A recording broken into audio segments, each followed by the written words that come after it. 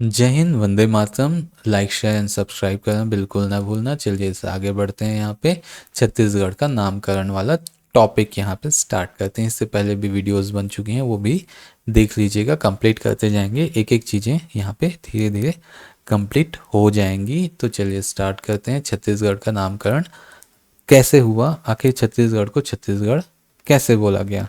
अलग अलग इतिहासकार थे, अलग अलग मत देते गए हैं। तो वो हम देखते जाएंगे कि कैसा किसका नाम क्यों पड़ा। तो वर्तमान छत्तीसगढ़ जो है प्राचीन काल में दक्षिण कौशल के नाम से जाना जाता था, जिसका एक अपना ही ऐतिहासिक महत्व है और अपना ऐतिहासिक विवरण भी है। इस क्षेत्र का नाम जो है दक्षिण कौशल एवं छत्तीसगढ़ कब एवं क्यों पड़ा, इस क्षेत्र का विस्तार कहाँ तक था। तो इन प्रश्नों के कुछ जो है संदर्भ में हम लोग आगे देखते हैं। तो ये देखते हैं जैसे नामकरण कैसे पड़ा इसका।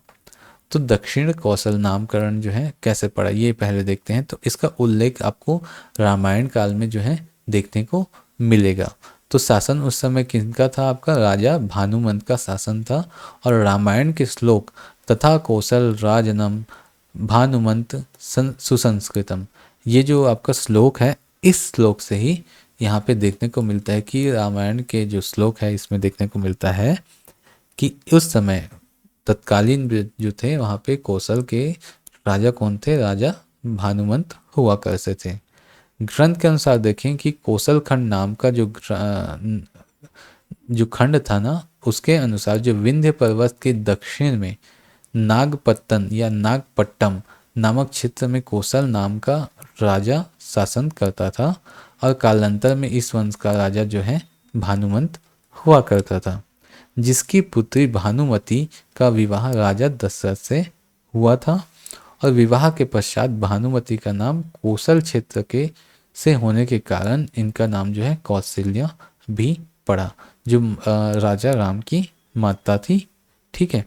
कालांतर में भानुमंत का कोई पुत्र न होने के कारण यह राज्य राजा दशरथ को मिला। इस क्षेत्र का नाम दक्षिण कौशल रखा गया, जैसे माता कौशल्या को ऐसा दे दिया गया, ऐसा समझ के चलिए, है ना। साहित्य लेख के अनुसार जो है पाणिनि के अष्टाध्याय जो पुस्तक है ना, उसके अनुसार दक्षिण कौशल शब्द का साहित्यिक रूप में प्रथम बार प्रयोग किया गया था। तो ये आपके इतिहास हो गया दक्षिण कौशल नाम कैसे पड़ा। ठीक। जैसे यहाँ पे दक्षिण कौशल है तो उत्तर कौशल भी होगा, ठीक है, या कौशल होगा टोटल। ठीक, तो वो कहाँ पे है, तो इसका उल्लेख आपको कालिदास द्वारा रचित रघुवंशम में देखने को मिलेगा।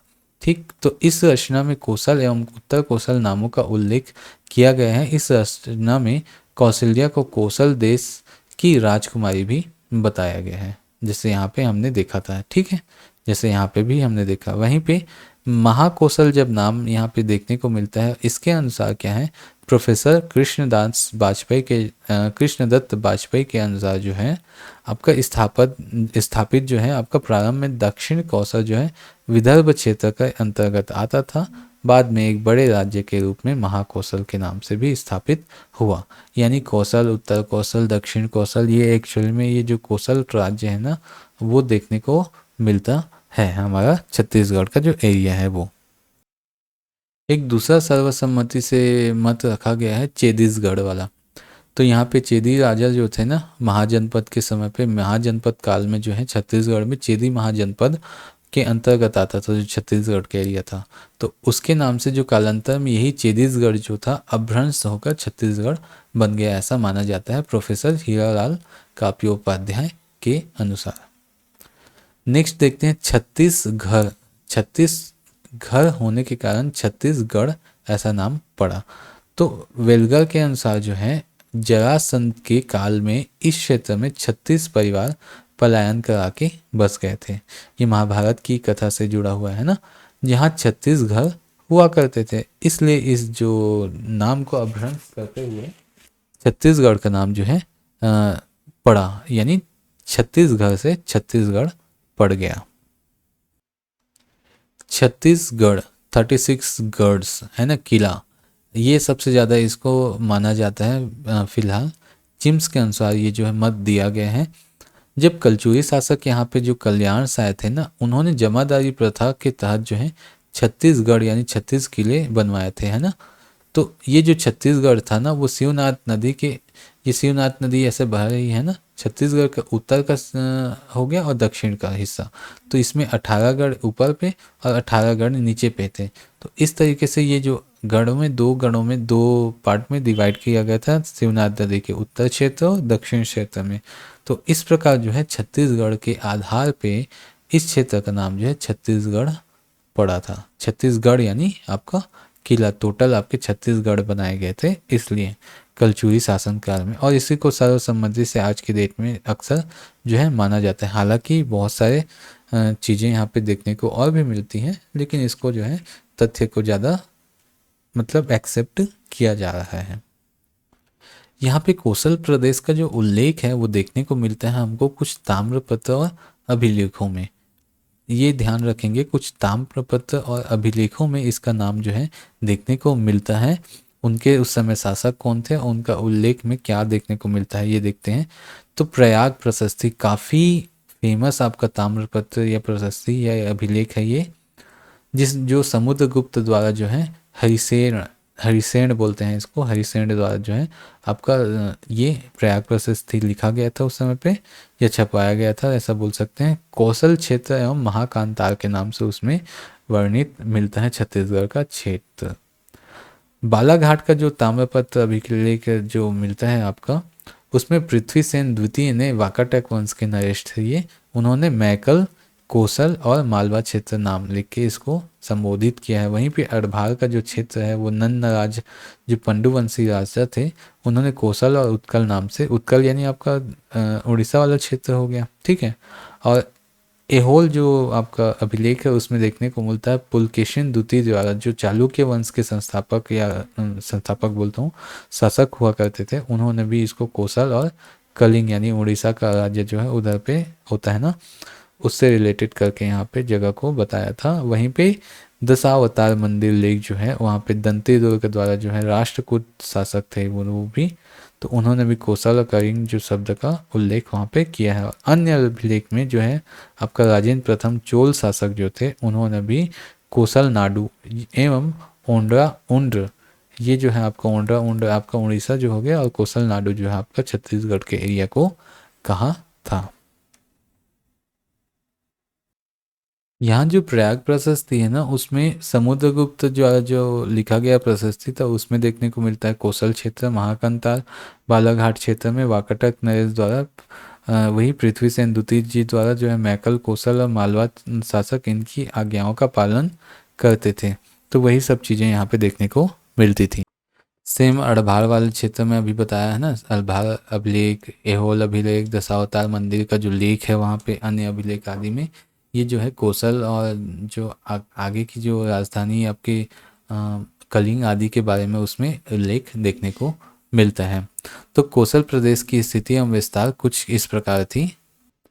जो चीनी यात्री जो हेनसोंग आए थे ना आपके छत्तीसगढ़ में, तो यात्रा के दौरान जो है आपका विवरण उन्होंने लिखा था कि यात्रा विवरण में किया सलो, किया सलो यानी कोसल की स्थिति जो है कलिंग के उत्तर पश्चिम दिशा में बताई गई है।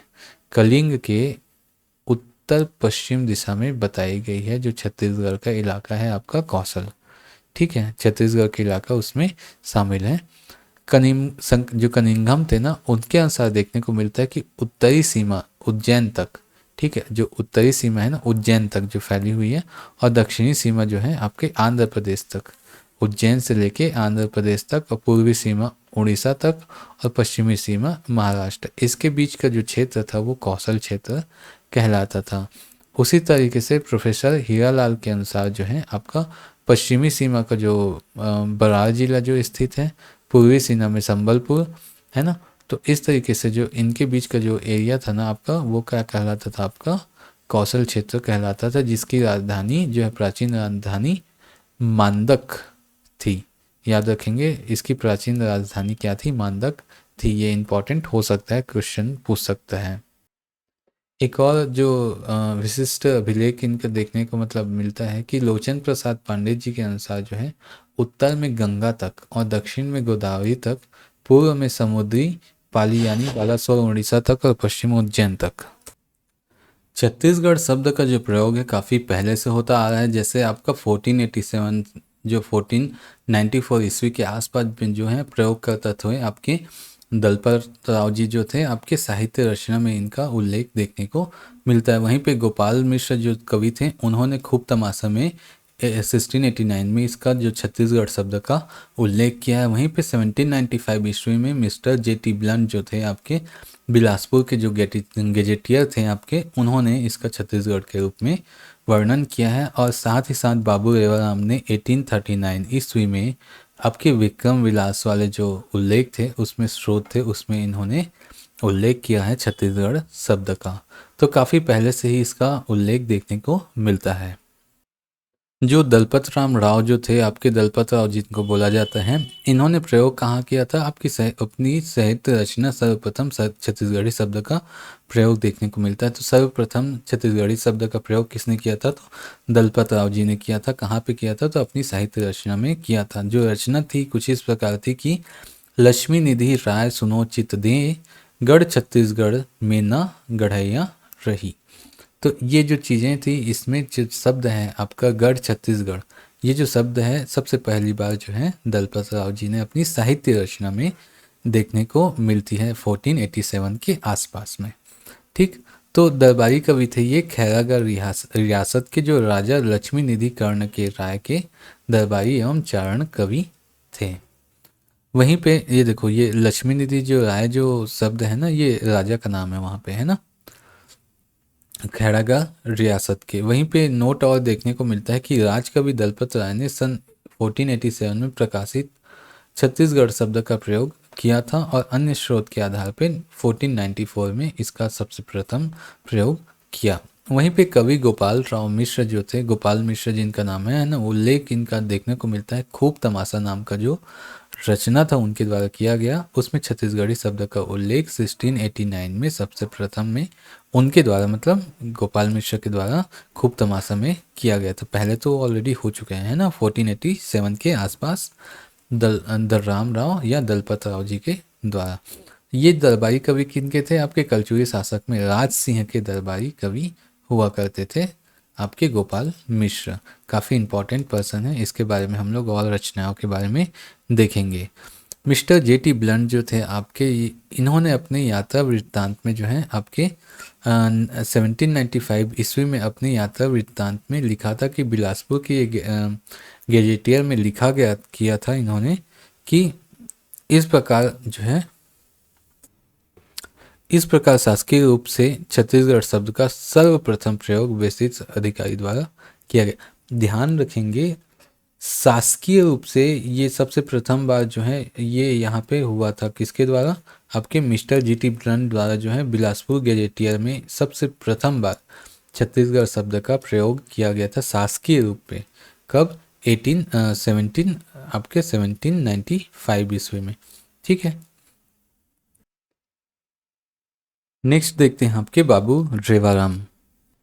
बाबू रेवाराम ने 1873 के बीच में इनका जो है देखने को मिलता है। ये इतिहासकार थे एक्चुअल में, तो छत्तीसगढ़ के प्रथम आधुनिक इतिहासकार के रूप में इनको जाना जाता है। और इनका उल्लेख था उनकी रचना विक्रम विलास में जो 1839 में आई थी, में छत्तीसगढ़ शब्द का प्रयोग इन्होंने किया था। ये क्या था कि बलदेव प्रसाद मिश्र ने छत्तीसगढ़ को भारत का लघु संस्करण कहा था। भारत का लघु संस्करण छत्तीसगढ़ को कहा था। किसने कहा था? बलदेव प्रसाद मिश्र जी ने कहा था।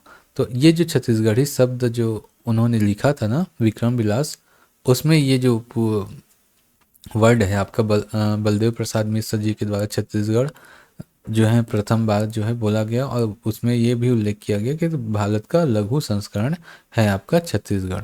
ये एक बार ऑलरेडी देखो पूछा गया है ये क्वेश्चन। तो ऐसे क्वेश्चन ही आपके एग्जाम में पूछ लिए जाते हैं। चलिए यहाँ पे देखते हैं हम लोग छत्तीसगढ़ के कुछ प्राचीन काल के नाम को देखते हैं। तो कालक्रम के अनुसार जो वैदिक काल में सर्वप्रथम जो है एक्चुअल में बस्तर को उस समय वैदिक काल में डिनोट किया गया, जिसको दक्षिण दिग के नाम से यहाँ पे डिनोट किया गया है। मध्य छत्तीसगढ़ के यहाँ पे कुछ उल्लेख नहीं है। वहीं रामायण काल में जो मध्य वाला जो हिस्सा था छत्तीसगढ़ का वो दक्षिण कौशल, और जो दंडकारण्य वाला जो क्षेत्र यानी बस्तर वाला क्षेत्र है उसको दंडकारण्य के नाम से जाना जाता है। महाभारत काल में कोशल या प्राग कोशल के नाम से, और जो दक्षिण का जो क्षेत्र है उसको कांतार के नाम से जाना गया है। महाजनपद काल में जो छत्तीसगढ़ का ये हिस्सा हुआ करता था, इसलिए मध्य छत्तीसगढ़ को छत्तीसगढ़ के नाम से भी जाना जाता था। टॉलमी जो सातवाहन शासक थे, उन्होंने अधिष्ठी के नाम से छत्तीसगढ़ को उल्लेखित किया है। रघुवंशम जो कालिदास जी द्वारा रचित रचना है, उसमें कौशल एवं उत्तर कौशल के नाम से इसको डिनोट किया गया है। वहीं पे गुप्त काल में कौशल या दक्षिणापथ, और लास्ट वाला जो कांतार जो होता था उसको वही महाकांतार, जो दक्षिण का एरिया होता था उसको महाकांतार बोला गया है। हिंगसांग के द्वारा किया स लो यानी कौशल नाम इसको दिया गया था। कलचुरी काल में जो है दक्षिण कौशल, कलचुरी काल जो हो गया था आपका मुगल काल में रतनपुर राज्य, उस समय रतनपुर राज्य के रूप में था, और ब्रिटिश काल में छत्तीसगढ़ के नाम से इसको पुकारा जाने लगा। वहीं पे कनिंघम के अनुसार जो है महाकौशल, और जो दक्षिण का एरिया है आपका दंडकारण्य के नाम से प्रसिद्ध है।